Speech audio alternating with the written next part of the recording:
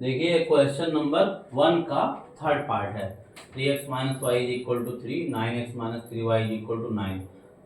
अगर आप ध्यान से देखोगे तो यहाँ पर आपको कुछ समझ में आएगा। अगर हम जनरल इक्वेशन से कंपैरिजन करा लें इस वाले का, है तो ये क्या लिखा हुआ है यहाँ पर, a1 की वैल्यू क्या लिखी हुई है 3, b1 की वैल्यू क्या लिखी हुई है -1 और c1 की वैल्यू मान लीजिए 3 लिखी हुई है।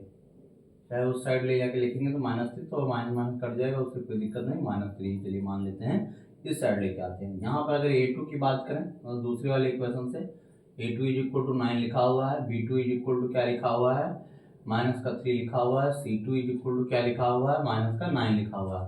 अब a1 अपान a2 यहाँ पर अगर देखने आते हैं तो क्या हो जाएगा, a1 upon a2 is equal to 3 upon 9 लिखा हुआ है। फिर b1 अपान b2 कितना लिखा हुआ है, ये क्या लिखा हुआ -1 अपान का -3, हाँ। और फिर c1 अपान c2 क्या लिखा हुआ है, यहाँ पर देखेंगे तो -3 अपान का -9। तो ये तो अगर देखिए इसको सिंपलेस्ट फॉर्म में लिखेंगे तो 1/3 लिखा हुआ है, ये 1/3 है ही, माइनस माइनस कट गया, यहाँ पर माइनस माइनस काट दिए तो यहाँ पर 1/3 लिखा हुआ है। तो ये कौन सा केस होता है, a1 upon a2 is equal to b1 upon b2 is equal to क्या हो गया c1 अपान c2।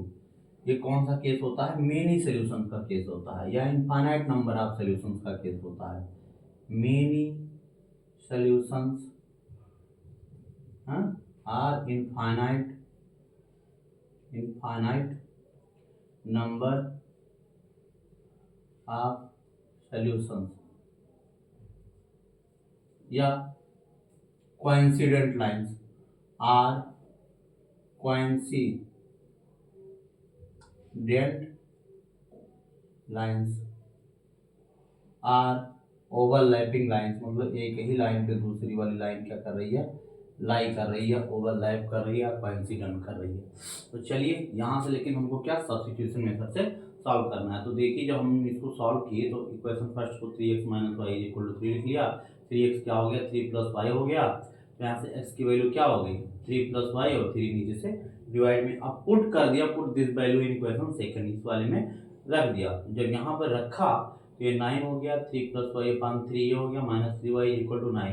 तो इसको जब सॉल्व कराए तो 3 3 से कट जाएगा, 3 3 जब 9 हो जाएगा तो यहाँ 9, हाँ। तो ये फिर 3 जब मल्टीप्लाई जाएगा तो यहाँ 9 बना देगा, फिर यहाँ पर प्लस 3y बनाएगा -3y। तो देखिए -3y प्लस 3y कैंसिल, तो इधर भी 9 इधर भी 9, दोनों चीज़ें क्या आ गई, इक्वल आ गई, ठीक। तो यहाँ से तो फिर ऐसे सोल्यूशन ही नहीं निकल पाएगा, ये दोनों इक्वल हो गई। तो अब हम जो चीज़ें मान के चले थे, हम क्या मान के चले थे, हाँ, क्योंकि इनफाइनाइट नंबर ऑफ सॉल्यूशंस निकलने हैं, एक सॉल्यूशन हो ओनली वन, या वन कोऑर्डिनेट बनना हो, या एक सॉल्यूशन एक सॉल्यूशन x और y का निकलना हो तो निकल जाए। लेकिन यहाँ पर क्या है, इनफाइनाइट नंबर ऑफ सॉल्यूशन निकलने हैं, क्योंकि दोनों चीजें बराबर हैं, हाँ। कोइंसिडेंट लाइन का केस है, इसलिए दोनों इक्वल हो गई। तो आप इसको एक 3x इज इक्वल टू क्या 3 प्लस वाई, जो यहाँ पे हम माने हैं इसको क्या करें, अब इसमें चाहे x की वैल्यू आप 0 रख लो, चाहे y की वैल्यू 0 रख लो एक बार।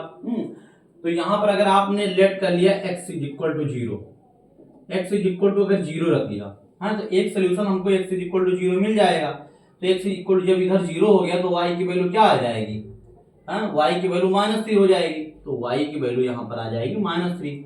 अगर आपने y इज इक्वल टू 0 रख दिया तो देखिए एक कोऑर्डिनेट तो आपका ये मिल सकता है, चाहे आप ये भी निकाल सकते हो, ये भी आ जाएगा, ठीक। दूसरा अगर आपने लेट कर लिया y इज इक्वल टू 0, अगर y इज इक्वल टू 0 रख दिया तो x की वैल्यू क्या आ जाएगी, इधर तो 0 हो गया, 3x इज इक्वल टू 3 हो जाएगा, हाँ।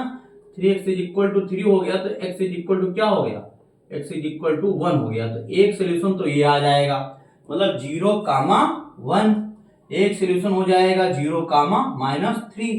तो ऐसे ही इसके इनफाइनाइट नंबर ऑफ सोल्यूशन बनने हैं, एक सोल्यूशन नहीं बनना है, एक पॉइंट पे कहीं इंटरसेक्शन नहीं हो रहा है कि एक ही सोल्यूशन हमको मिलना है, उसके कोऑर्डिनेट निकालने, x और y की वही वैल्यू निकालने, इनफाइनाइट बनने हैं।